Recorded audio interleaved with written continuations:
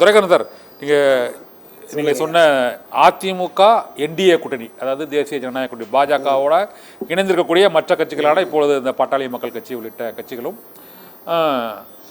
அதிமுக கூட்டணியில் இருக்க தேமுதிக எல்லாம் இணைந்திருக்கும்போது ஒரு மிகப்பெரிய ஒரு பிரம்மாண்ட கூட்டணியாக திமுகவுக்கு எதிரான வலுவான அணியாக அது முன்னிறுத்தப்படும். ஆனால் நேற்று நடிகர் விஜய் வெளியிட்டுள்ள அந்த ஒரு அறிக்கை வெளியிட்டிருக்கிறார். நடிகர் விஜய் தமிழக வெற்றி கழகத்தின் சார்பாக தமிழக அரசு அந்த டாஸ்மாக் ஊழல் தொடர்பாக மக்களே வெகுண்டு எழுந்திருக்கிறார்கள், இதனால் அவருக்கு எதிராக வாக்களிப்பதற்கு மக்கள் திரண்டு இருக்கிறார்கள், திமுகவுக்கு டாஸ்மாக் பணத்தை வைத்துக் கொண்டுதான் அந்த 200 தொகுதி என்ற இலக்கையே அவர்கள் இருமாப்போடு கூறுகிறார்கள் என்று அந்த தமிழக வெற்றி கழகத்தின் தலைவர் நடிகர் விஜய் திமுகவுக்கு எதிராக நாங்கள் தான் முன்னாளியில் நிற்கிறோம் அப்படிங்கன்னு இப்போ தொடர்ந்து பல்வேறு இடங்களில் போராட்டங்கள், அறிக்கைகள் ஆகியவற்றை வெளியிட்டு அவங்க முன்னிறுத்துகிறாங்க. ஒருவேளை அதிமுக பாஜக அந்த தேசிய ஜனநாயக கூட்டணியோட இணைந்து அவர்கள் திமுகவை எதிர்த்து நிற்கும் போது விஜய் அணியின் போட்டி அதனுடைய நிலை எந்த இடத்தில் இருக்கும் சார்? பொதுவாக திராவிட முன்னேற்ற கழகத்திற்கு எதிராக 1972 அண்ணா திராவிட முன்னேற்ற கழகம் களத்தில் நிற்குது. திமுக எதிர்ப்பு ஒன்றே பிரதானம் என்று கிட்டத்தட்ட ஒரு 52-53 ஆண்டுகளாக அண்ணா திமுக பயணிக்குது. இடையிலே வந்த பாரதிய ஜனதா கட்சியும் அதிமுகவை விட நாங்கள் தான் வலிமையாக திமுகவை எதிர்க்கிறோம் என்று திரு அண்ணாமலை வந்ததற்கு பிறகு தீவிரம் காட்டுகிறார். இப்ப அண்மையில் வந்த விஜய் அவர்களும் திமுக எதிர்ப்பில் மிக மிக தீவிரம் காட்டுகிறார், மாற்று கருத்து இல்லை.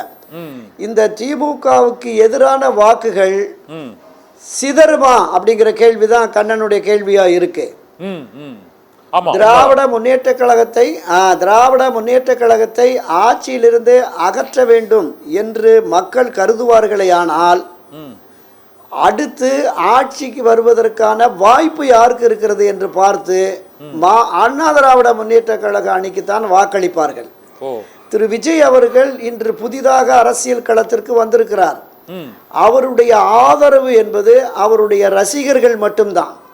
இதை தாண்டி பொதுமக்கள் மத்தியில் விஜய் ஆட்சி அதிகாரத்திற்கு வந்து ஒரு நல்லாட்சி தருவார் என்கிற நம்பிக்கை இப்போதைக்கு இல்லை.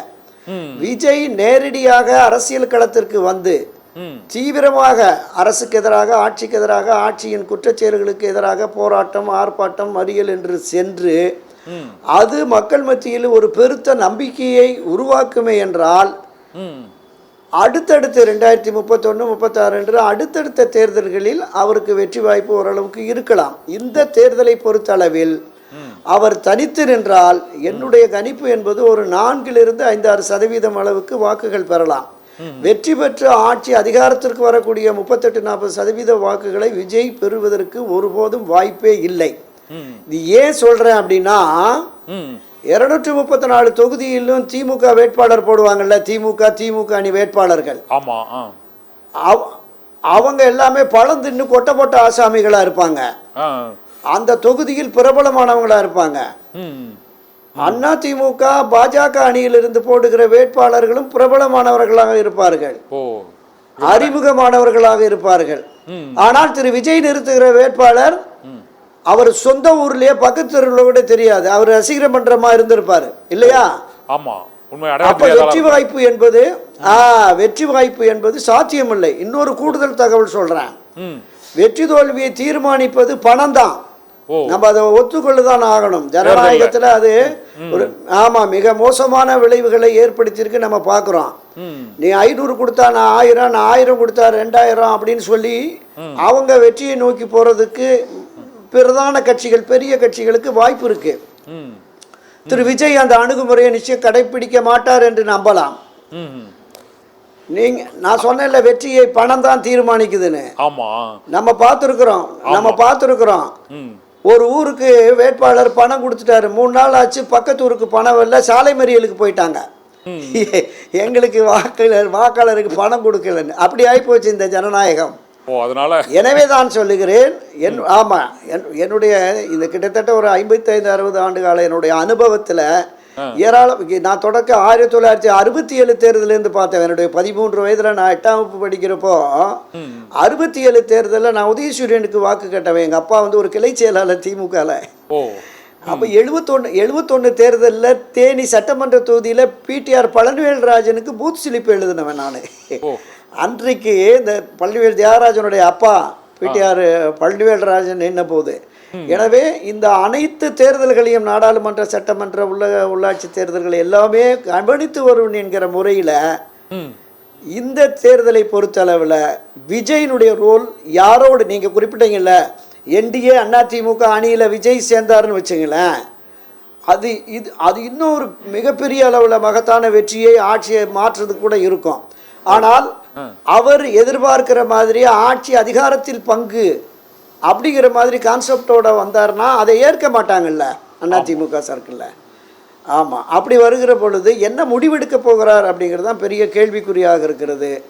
என்ன முடிவெடுத்தாலும் இவர் தனித்து நின்றார்னா என்னை பொறுத்தளவில் இவரை விடவும் ஓரளவுக்கு செல்வாக்காக அரசியல் களத்துக்கு வந்த நடிகர் விஜயகாந்த் தனித்து நின்று ஒரே இடத்துல தான் வெற்றி பெற்றார். அதிமுகவோடு இணைந்ததற்கு பிறகுதான் ஒரு 29 இடங்களில் வெற்றி பெற்று பிரதான எதிர்க்கட்சி என்ற அளவுக்கு வந்தார். அதுதான் தமிழக அரசியல் தேர்தல் கால யதார்த்தம். இந்த யதார்த்த நிலையை திரு விஜய் புரிந்து கொண்டு என்ன முடிவெடுக்க போகிறார் என்பதை நம்ம பொறுத்திருந்து பார்க்கலாம். Kannan, okay sir. Duraikannan sir, அப்பவும் அதிமுக, நடிகர் விஜயின் தாவேகா, பாரதிய ஜனதா கட்சியில தலைமையிலான தேசிய ஜனநாயக கூட்டணி இந்த மூன்றும் இணைந்தால் ஆட்சி மாற்றம் நிகழும் என்று நினைக்கிறீங்க, அப்படிதானே சார்? நிச்சயமாக. ஏன்னா இந்த அரசுக்கு எதிராக பல்வேறு பிரிவினரும் போராட்ட களத்துக்கு வந்துட்டாங்க. அரசூழியர்கள், ஆசிரியர்கள், மருத்துவர்கள், செவிலியர்கள், மின்வாரி ஊழியர்கள், போக்குவரத்து ஊழியர்கள், விவசாயிகள், நெசவாளர்கள், எல்லா மாற்றுத்திறனாளி, பார்வை திறனாளி வரைக்குமே வந்துட்டாங்க. அப்போ அந்த எதிரான மனநிலையை உள்வாங்கி இந்த அமைப்புகளையும் இணைத்து ஒரு வலுவான கூட்டணி இருந்தால் ஆட்சி மாற்றம் உறுதி. என்ன செய்ய போகிறார்கள்ங்கிறத நம்ம பொறுத்திருந்து பார்க்கலாம். கண்ணா, நன்றி சார். துரைக்கண்ணன் சார்.